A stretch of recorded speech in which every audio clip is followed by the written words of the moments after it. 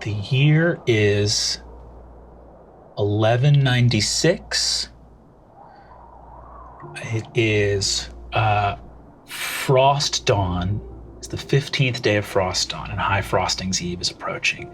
It is a freezing cold, snow-covered island in the Derry Sea at the Abbey of the Shimmering Cream.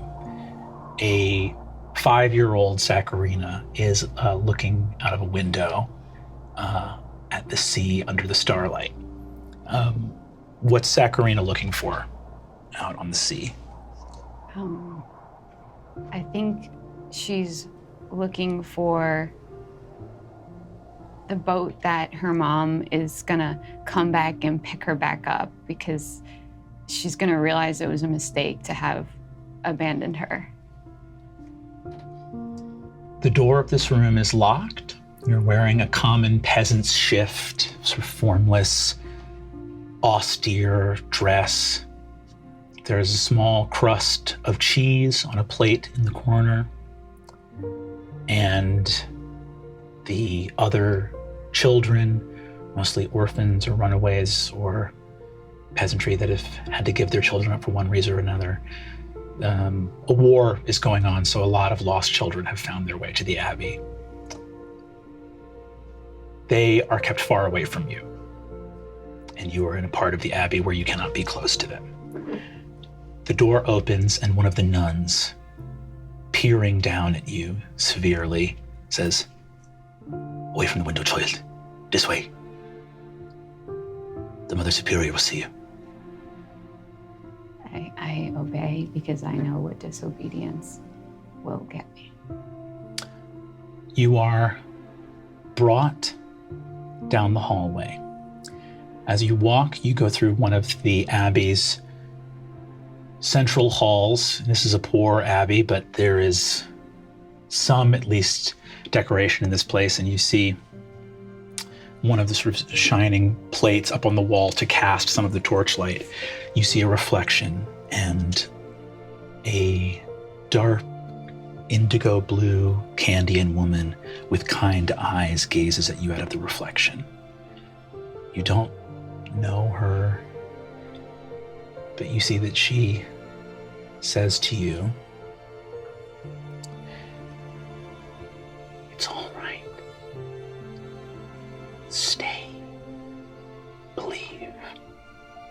The world is dark and dangerous, but there are forces other than wickedness at work in this world." Is it wrong what I can do? Am I No, wrong? it is not wrong. No matter who tells you that or how many times, it is not wrong. I cannot help you in this world anymore, but I am trying as... And you are walked past the mirror, and you are brought to a dimly lit office where a tall, imperious-looking woman of many years, the Mother Superior of the Abbey, the Mother Superior Edom, looks at you, gazes down, stands up, and takes a long, razor-sharp cheddar switch from an old cheddar tree out back. It says, "Right there, Saccharina. Some of the other children at mealtime were doing as small children do, I suppose, and talking out of turn about fairy tales and the like. One of them mentioned that you said you could see a woman all in blue in the mirror, speaking to you." It was a lie. I was just trying to get attention from the other children. That's what children do. Children lie. The switch catches you across the face, and she says, "Lying is a sin, girl. And it's what you just did in saying that to me. Sit in a chair now." You are strapped into a wooden chair with leather bindings, and you see that she faces you and hunches down and says, "You're a wicked girl. And I think, unlike most of the chatterings of children, that these little stories might be more than false. Do you see eyes in the mirror, girl? Doesn't everyone see eyes in the mirror? She scowls furiously and says, all the cleverness in the world won't make you strong, and it won't make you big. The bulb above knows best. Is that what you wish for me? Strength? Is that why you do what you do? I wish for obedience and silence. You see that she bends the switch.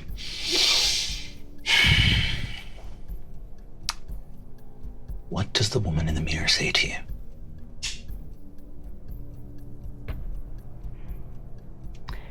There's no answer that won't get me lashed, so she says that I don't have to hide, that I'm actually not only good the way I am, but I'm actually great the way I am. She goes near the roaring fire in the corner, opens up a small, modestly decorated, like gilded box, and takes a holy sign of the bulb out of it and tosses the holy symbol so that it is resting in the embers of the fire. You see that in the underside of the now open box, there is a small reflective surface of like polished metal. And you see the woman look, the eyes staring out, and the surface is kind of not large enough to show the whole face, but you see the eyes looking at you saying, you are perfect the way you are. You are lost for the moment, but that does not mean you will be lost forever. There are people in the world who love you, and they will see that this suffering will not have happened in vain. Misfortune has befallen you more than your share, but it will be made right. I promise. You see her eyes dart to the right as the Mother Superior picks the now burning red emblem up and says, the Hungry One works in mysterious ways and takes whatever form he wishes.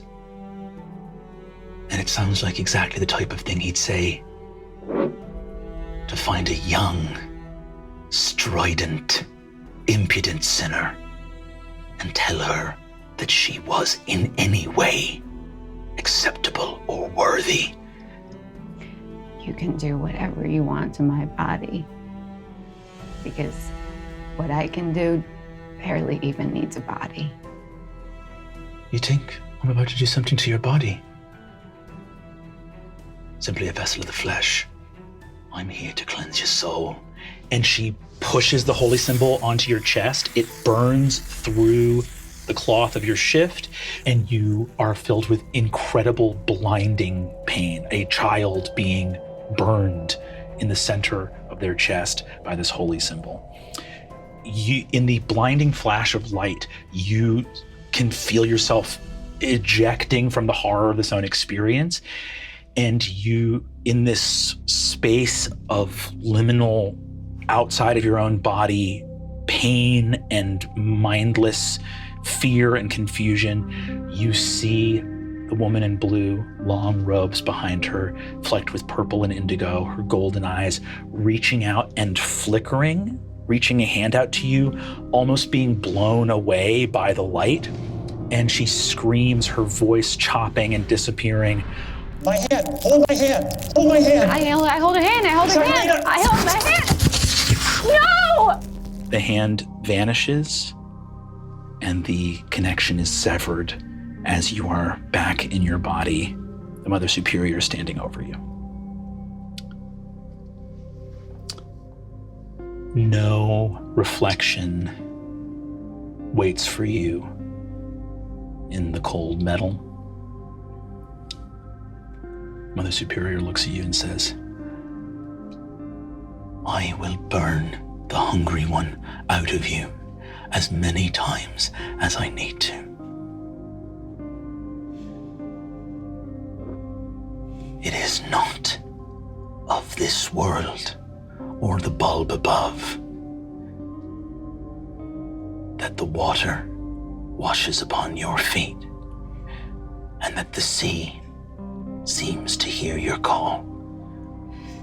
What you wield is sin. It was good. What you took away from me, it was good. She lashes the switch across you and says, "Get her back to her room. She'll have no breakfast on the morrow. After your prayers, if I believe the words of them, you'll have earned your food." As you are being led away by the sister, she calls to you at the door and says, "What are you gazing across the sea for, girl? Do you think is waiting out there for you?" Why can't you let me have one privacy? Because in the dark secrets of your heart, I know the hungry one is waiting. When the children bully you in the yard and you turn to look at them, your voice rolls like thunder, and there is something dark in you that I will drive out. I'm only trying to save you. And it is me that will save you, and not your sweet father, the Prince of Candia. Do you truly believe that story, girl, or is that just you telling schoolyard lies? My father is Amathar of House Rocks. I am Saccharina Rocks. When the people of Candia find me and find what you have done to me, you will wish you believed me. And how will this prince in his tall castle know that you are here? Do you think he wants you? Do you think anyone wants you? Not even your own mother wanted you.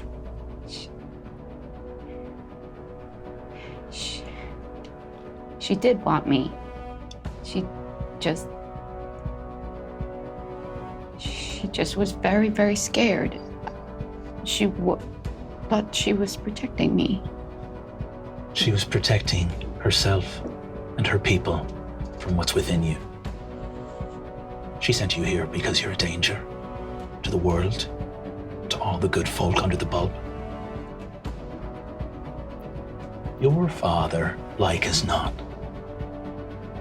is some no-account Candian sailor telling stories to bed a young milkmaid in her licentious youth.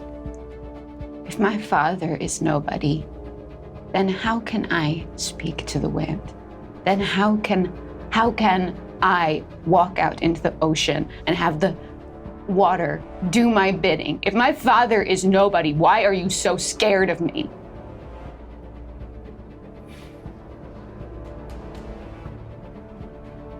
Take her back to her room.